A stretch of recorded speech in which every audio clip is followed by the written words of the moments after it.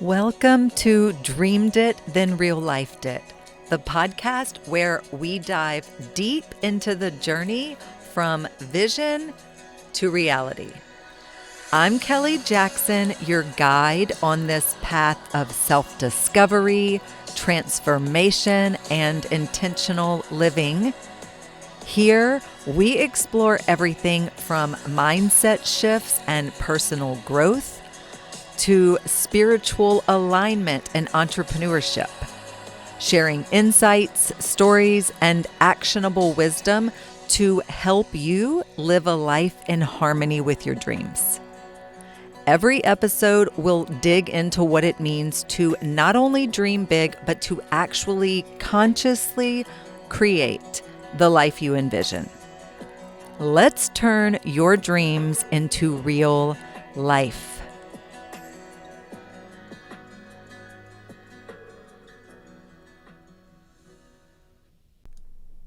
Before we begin, let's land for a moment. You showed up today because part of you is turning toward truth, expansion, and alignment. Sunday Spark is my weekly email created for the ones who are ready to live life in full ownership, to build in rhythm and grow from a place of ease.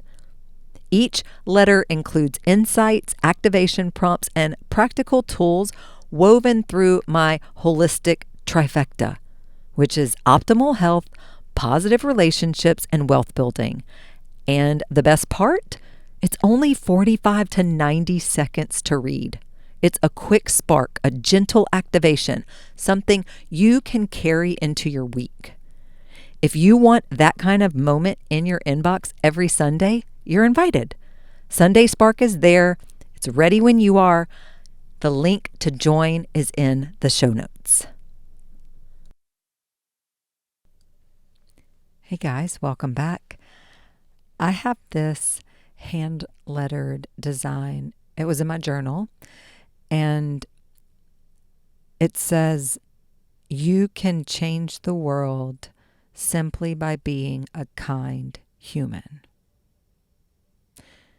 And I was recently revisiting that because I'm updating it, turning it into a print.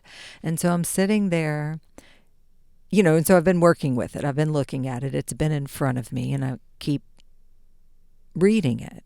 You can change the world simply by being a kind human. And I've been sitting with it, right? Because it's been back in my orbit. And I decided I want to have a whole episode about kindness. Because what does it actually truly mean to be a kind person? And I know it seems simple enough, be kind. However, there are some nuances there. And that's what I want to talk about today. So I think the very first thing that we should do is break the misconception. And this is what I mean when I said it seems simple, but there are some nuances. So kindness is often misunderstood as being agreeable, soft, passive, letting things slide, avoiding conflict, making other people comfortable. That's not kindness. That is self-abandonment, often. Okay? Kindness that cost you your truth is not kindness. It's disconnection. Let me give you some examples of what sometimes people can think kindness is when that's not actually what kindness is. Okay. Saying yes when you want to say no, but you just don't want to disappoint somebody. So you're like, well, I'll just be kind and say yes. Letting something bother you, but then not speaking up about it to keep the peace and thinking that's being kind.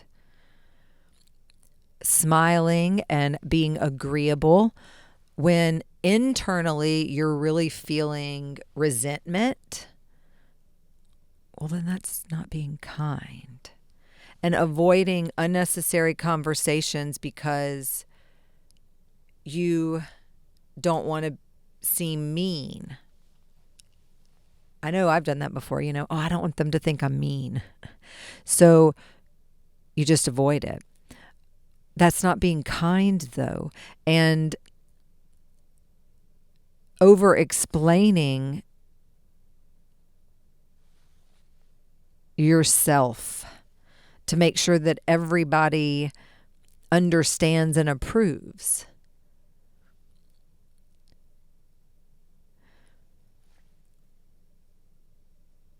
Real kindness is presence, it's awareness, it's grounded, it's intentional, it's honest. Real kindness is how you move through the world and when you're connected to yourself. And that looks like telling the truth without cruelty, right? You can tell the truth in a way that is direct but not harsh. That's being kind. And holding boundaries without punishment and choosing not to react, choosing your response instead of reacting emotionally, being aware of your impact and being aware of your tone and timing when you speak, and being present with someone without trying to fix or change them. Offering support without overstepping or taking responsibility for somebody else's emotions. Because, I think I said this earlier that, or maybe I was thinking it, but kindness, it's not controlling how other people feel, because we can't do that. But what we can do is be responsible for how we show up in conversations, in spaces, in relationships. And we can show up and choose to be a genuinely kind person. And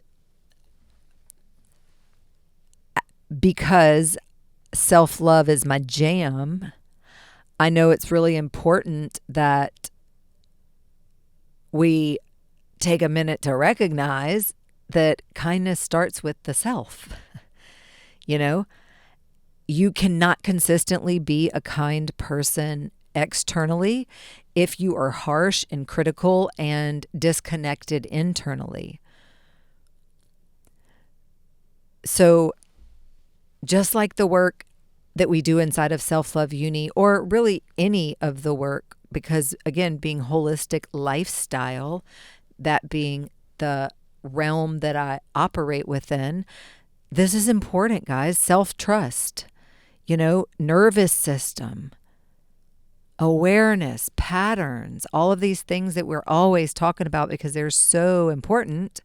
Well, kindness starts in this whole same arena with all of this other stuff, right? The internal foundation, it's like not attacking yourself for having a bad day or reacting imperfectly. You got to be kind to yourself and giving yourself space to rest without needing to earn it. Not forcing yourself into situations that don't feel aligned. This is how we can be kind to ourselves and build that internal foundation of kindness. Because again, the way that you speak to yourself is the way that you will eventually speak to others, whether that's out loud or energetically. I have a whole episode on the universal language of energy. That's the title. When I said that about, you'll eventually speak to others that way, either out loud or energetically, because guess what? Energy is a language too, a universal language. Check out that episode if that piques your interest. Some other examples that come to mind would be like speaking to yourself with the same patience that you offer others. Because sometimes we may discover or realize that we are giving other people more kindness, compassion, empathy than we extend to ourselves. And if that's the case, if you become aware that you've been doing that, well, this is your invitation to bring it inward, and treat yourself kindly and allow yourself to change your mind without guilt or self-judgment. That's a big one. You're not obligated to be the same person that you were 5 years ago, 5 months ago, 5 weeks ago, 5 days, or even 5 hours ago. We get new information and sometimes we change, and that's okay. All right? So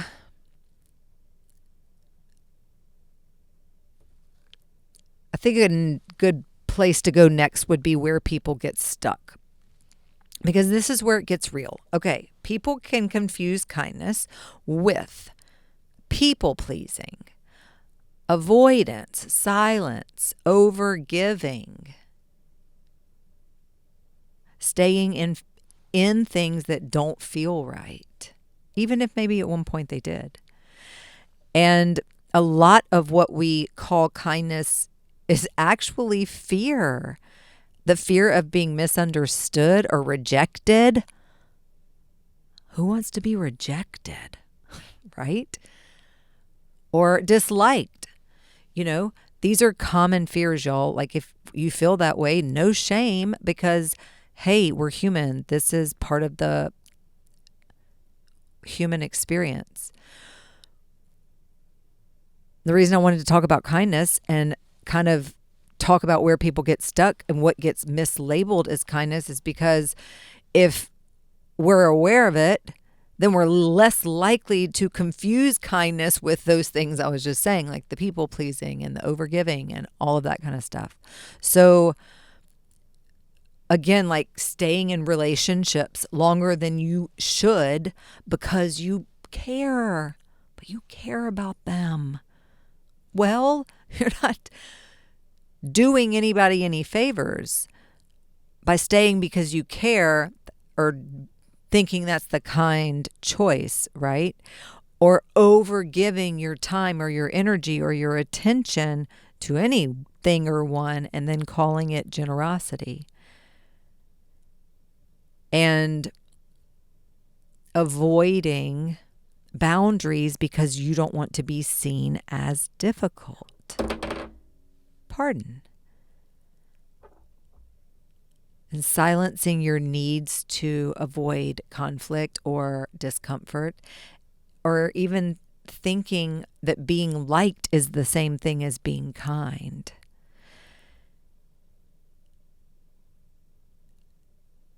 Kindness is not abandoning yourself to keep the peace.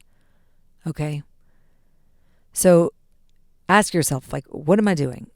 Is this truly kindness? Am I just trying to keep the peace here? And if it's the latter, well, then it's time to reevaluate. Okay? So if we were to reevaluate and we were to say, okay, what does kindness really look like? Because those things that I was calling kindness was just me, again, being scared of being misunderstood, not being liked, or being rejected, or something like that. So I was just trying to keep the peace. Now I realize that practical, embodied kindness looks a little different. It looks like pausing before reacting so that I can respond instead. And choosing not to escalate anything. and being honest without being harsh. We talked about that earlier, but it's important and it's possible. And don't you appreciate it when people are honest with you without being harsh? Doesn't it feel really good? And don't you receive it so much better? I do.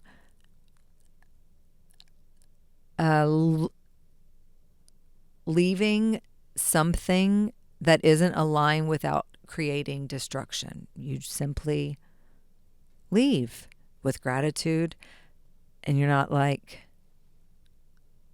blowing it up on the way out, right? Burning the bridges and everything else.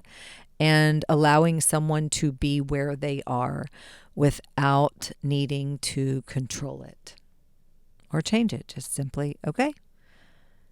That's how it actually looks in real life. This is what it can really look like in your life.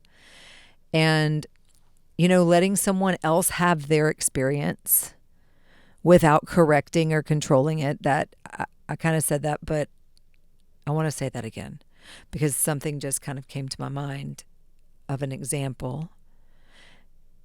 And I know this is something that I've had to learn because in the past, that's something I struggled with, I believe. And it's something I'm aware of now. And so I wanted to mention it again. Leaving a situation calmly instead of escalating it. Again, and we can say no clearly without over-explaining. No is an answer. No is a sentence. Okay? And you can choose not to engage if something is going to pull you out of alignment. You do have that choice. Okay. So when I was reflecting on this kindness episode, thinking about what's important to say about kindness, because the sign, it's great. It's like you can change the world simply by being a kind human. That's so simple. It's like fits on one little sheet of paper, right? Then when I was just really reflecting on kindness and what does it mean to be a kind person? What is a kind person? What makes a person kind? And I was thinking about kind people that I know and unkind people that I know, and what makes an encounter with an unkind person unpleasant versus what makes an encounter with a kind person pleasant, and just all of the different things. And this little something popped into my brain, and I was like, interesting. And I kind of wanted to go down this rabbit hole with you, if you want to call it that. But what popped into my brain was kill 'em with kindness. Everybody has heard that. A little slogan, I don't know what you'd call it. At some point or another, is my guess. So kill 'em with kindness, because it is one of those phrases that it can sound wise on the surface. Underneath it, though, I think there is a lot to unpack, and that's what I want to talk about. Because most of the time when people say that, and I'm thinking back to lived experiences here, they don't actually mean kindness. They mean restraint, or they mean don't react. They mean take the high road. And there's often can be this undertone of superiority or even passive aggression. And kind of like, okay, well, I'm going to be nice, but I'm also going to make sure that you feel small in the process. And that's not kindness, though. That is more like strategy. And real kindness is not something that you use against somebody. You're not trying to win anything. You are not trying to prove a point. You are not trying to come out looking better. You're simply choosing how you want to show up, regardless of how somebody else is behaving. And sometimes that does look like softness, and sometimes that does look like silence, and sometimes that does look like a boundary. And again, you can put a boundary in place and be kind about it. You really can. And part of when it comes time, should it come time to put a boundary in place? Well, yeah, because kindness does not look like continued access. Being kind doesn't automatically mean, well, you can just have access to me. Nope. That's what I'm saying. And that's why this misconception, like being kind would be, well, I have to continue to allow this person who's misaligned or not good for me or whatever to have access to me because I don't want to look mean. I got to be kind. Nope. You got to be kind to yourself first, and you have to set that boundary. And so you can be deeply kind and still say no. And you can be kind and still remove yourself, and you can be kind and still not engage. So what I concluded was this: if we are going to keep that phrase at all, it needs to evolve and not be kill 'em with kindness. I say meet the moment with integrity. If you are already a kind person, if that is part of your self-image, part of your self-identity, part of who you believe yourself to be, part of how you move through this world, you are like, I'm a kind person, then all you have to do is meet the moment with integrity. You have to act in integrity with who you already know and believe yourself to be. And that is a kind person. And this goes back to what I was saying earlier, that, the way you speak to yourself and just all of that stuff, it will eventually come out. There's Wayne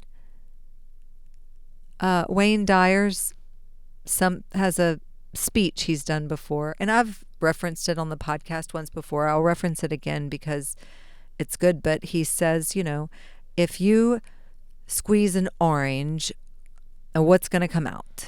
Apple juice, grapefruit juice, milk? No, orange juice, right? Why? Because when you squeeze something, whatever is inside is what's going to come out. And the same for humans. So whenever we get squeezed, whatever is on the inside is what is going to come out. And squeezing can look like pressure, triggers, all of that kind of stuff.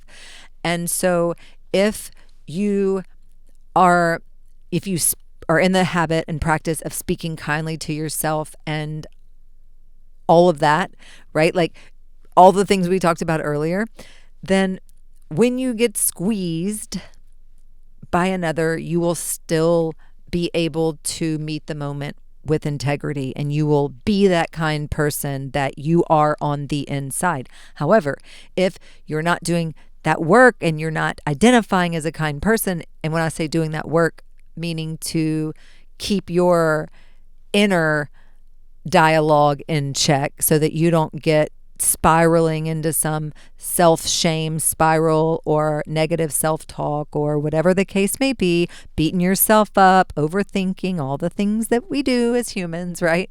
And so we,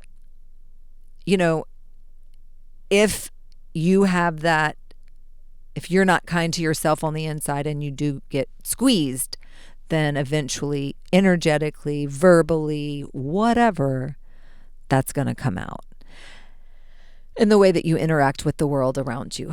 And so, yeah, because guys, real kindness is not about overpowering someone with niceness, okay? It is about staying connected to yourself. so that whatever you choose, your words, your tone, your presence, it all comes from this place that doesn't leave you feeling like you abandon yourself just to keep the peace. Okay? So if you really think about it, most of the harm in the world doesn't come from people trying to be cruel. It comes from people who are disconnected and reactive and unconscious. And kindness is not like, I'm trying to be perfect. It's about being aware enough to choose something different. And that is why something as simple as being a kind human is actually one of the most powerful things that you can be. Because kindness, when it is real and embodied, changes everything it touches. I hope you enjoyed this episode of the podcast. I enjoyed sharing my thoughts on kindness with you. And if you want to get one of these prints, they're going to be available. I'm going to have them at my shows coming up here, and then they'll be available in my online store. So I will share the links to get your hand-lettered print in the show notes. And then also we talked a little bit about Self-Love Uni. I want to remind you that is an evergreen program. That is my signature course. I was a 7.5-year celibacy journey, an intentional journey of self I created for myself inside of, I was doing a lot of inner work and learning and discovering and healing and growing and expanding. And within that container is where I created this program. So it really came from a sacred space, and it's something that I'm grateful that I get to share with the world now. And so this is something that if you're interested in, you can find out more about it in the links below in the show notes. And there's some opportunities to go even further or deeper in that work with me with one-on-one coaching. And whenever available, again, all of the details are in the show notes. And we've got some other new things happening. The Reset Room, maybe y'all have heard me speak about that. So check it out. All of this stuff, details down below. Thanks for being here. Take a moment, leave a rating, leave a review. That would be amazing. Screenshot this episode, post it in your stories, tag me. All right, guys, I will see you next week. Bye.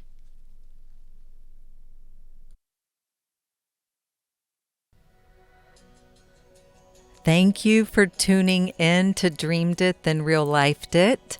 I hope today's episode sparked something powerful within you. Remember, every step you take towards your vision counts, no matter how small. If you enjoyed today's conversation, please take a second to hit that subscribe button or leave a review. That would be amazing. Or share the podcast with someone who's ready to bring their dreams into reality too. And if you're looking to dive deeper, connect with me on social media at Dreamed It, Then Real Lifed It, or at BE_what you want. Or visit dreameditThenRealLifedIt.us for more resources on aligning your life, business, and dreams. Until next time, keep dreaming and keep manifesting your dreams into real life. Love you, friends.